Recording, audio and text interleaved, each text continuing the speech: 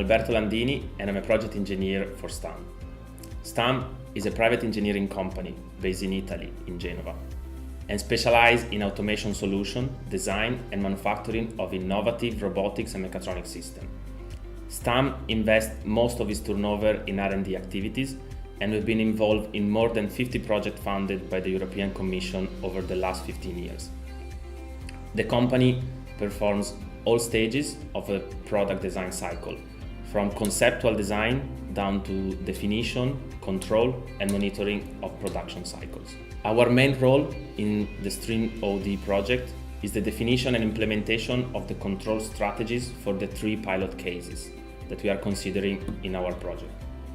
STAM is therefore the leader of the work package which aims at the development of the control and decision-making modules ready to be installed in the production lines.